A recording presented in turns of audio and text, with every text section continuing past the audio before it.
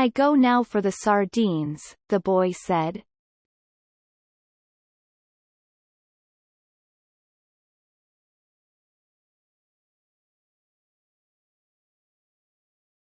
When the boy came back, the old man was asleep in the chair and the sun was down.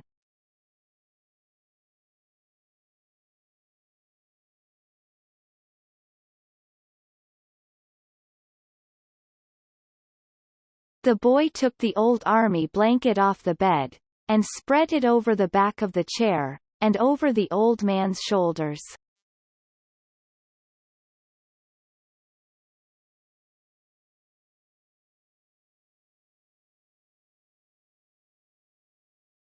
They were strange shoulders, still powerful although very old, and the neck was still strong too, and the creases did not show so much when the old man was asleep and his head fallen forward.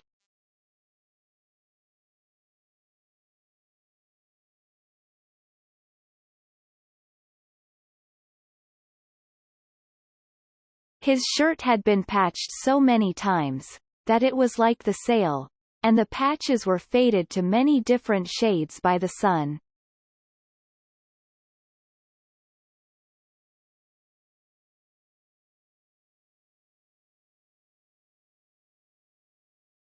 The old man's head was very old though, and with his eyes closed there was no life in his face.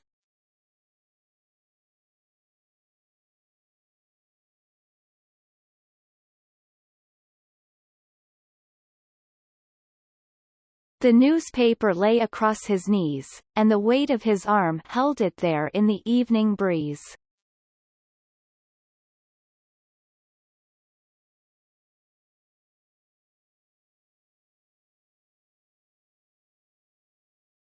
He was barefooted.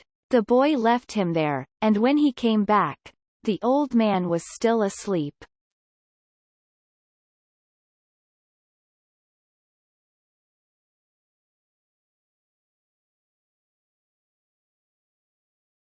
Wake up, old man, the boy said, and put his hand on one of the old man's knees.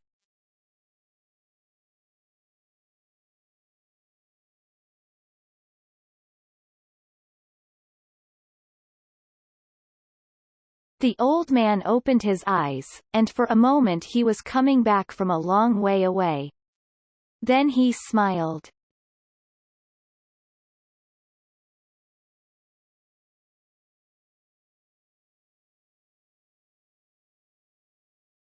What have you got? He asked.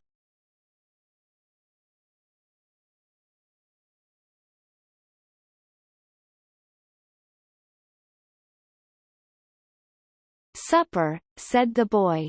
We're going to have supper.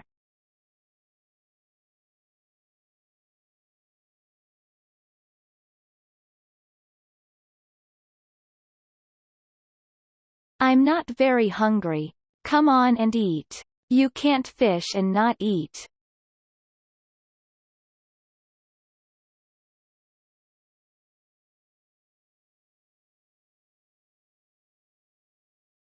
I have, the old man said, getting up and taking the newspaper and folding it. Then he started to fold the blanket.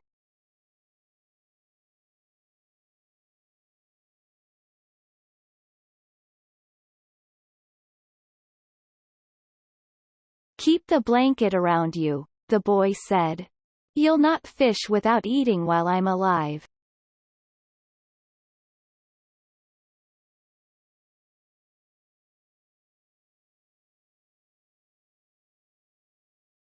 Then live a long time and take care of yourself, the old man said.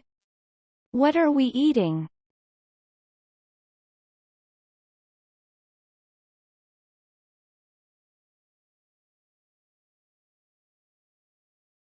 Black beans and rice, fried bananas, and some stew. The boy had brought them in a 2-decker metal container from the terrace.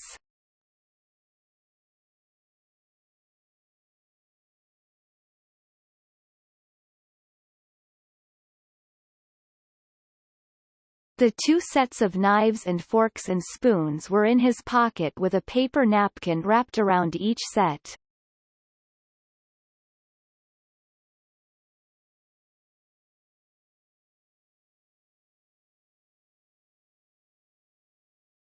Who gave this to you? Martin. The owner. I must thank him.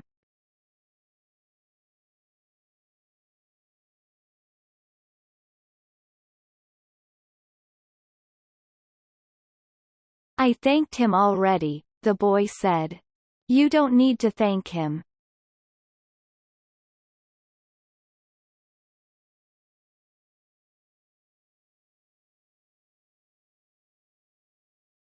I'll give him the belly meat of a big fish, the old man said. Has he done this for us more than once? I think so.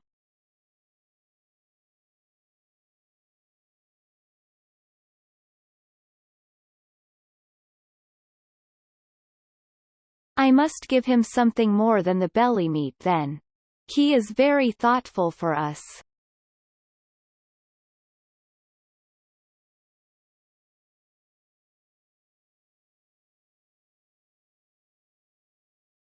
He sent 2 beers. I like the beer in cans best.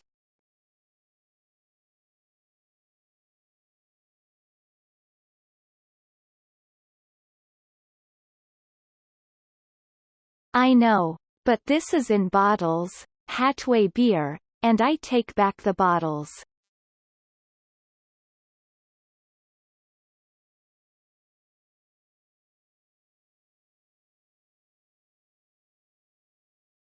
That's very kind of you, the old man said.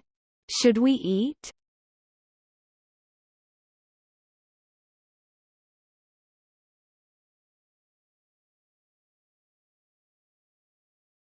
I've been asking you to, the boy told him gently. I have not wished to open the container until you were ready.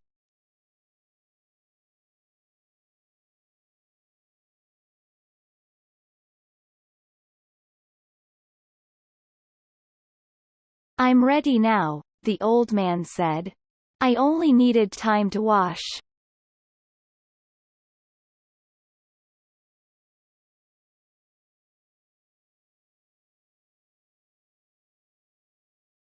Where did you wash? The boy thought. The village water supply was 2 streets down the road.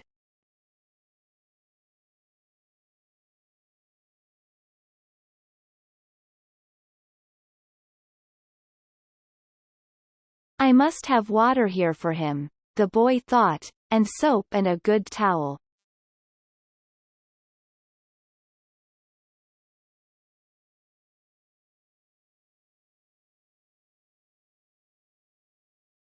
Why am I so thoughtless? I must get him another shirt and a jacket for the winter and some sort of shoes and another blanket.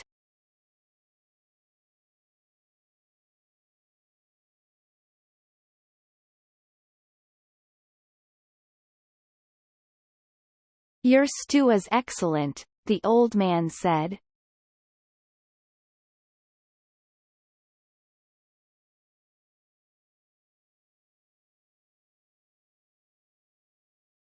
Tell me about the baseball, the boy asked him.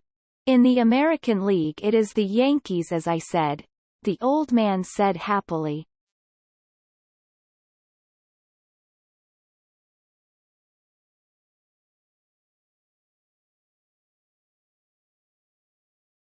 They lost today, the boy told him.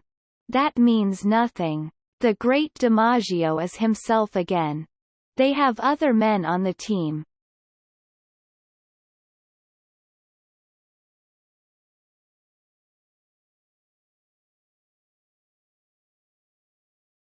Naturally. But he makes the difference. In the other league, between Brooklyn and Philadelphia, I must take Brooklyn.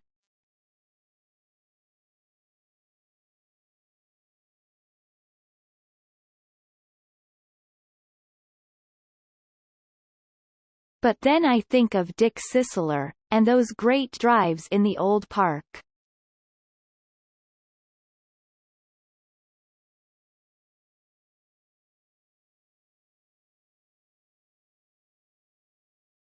There was nothing ever like them.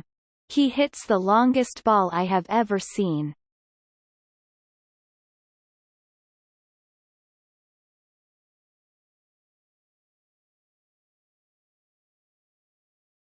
Do you remember when he used to come to the terrace?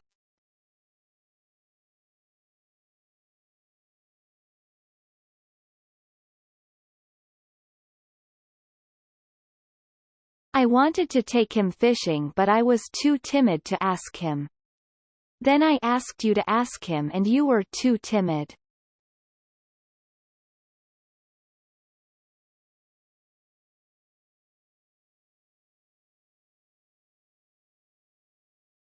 I know. It was a great mistake. He might have gone with us. Then we would have that for all of our lives.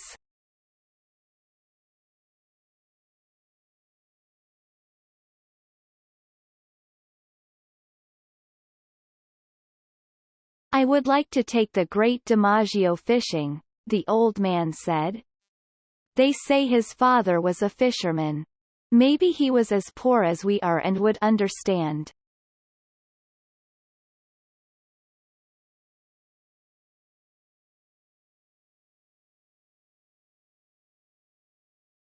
The great Sisler's father was never poor and he, the father, was playing in the big leagues when he was my age.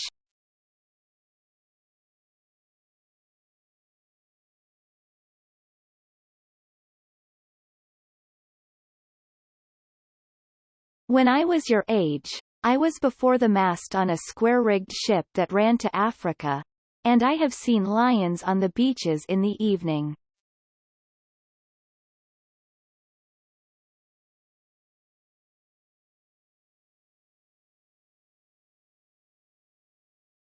I know. You told me. Should we talk about Africa or about baseball?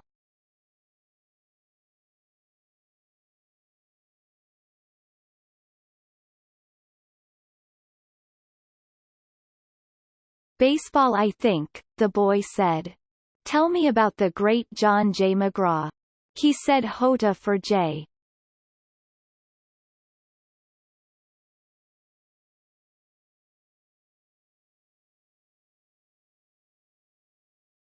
He used to come to the terrace sometimes too in the older days.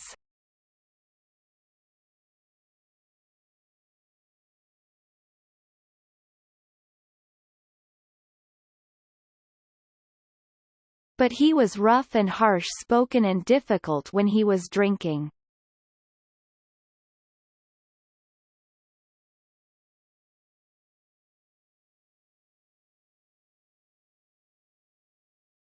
His mind was on horses as well as baseball.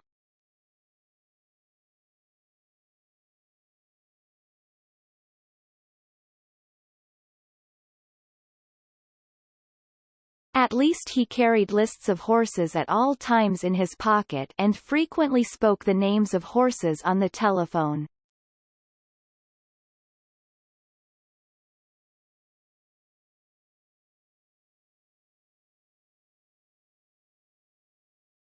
Because he came here the most times, the old man said.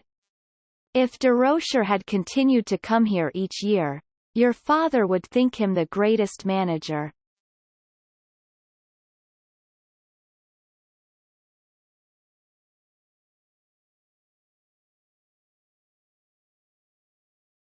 Who is the greatest manager, really, Luque or Mike Gonzalez?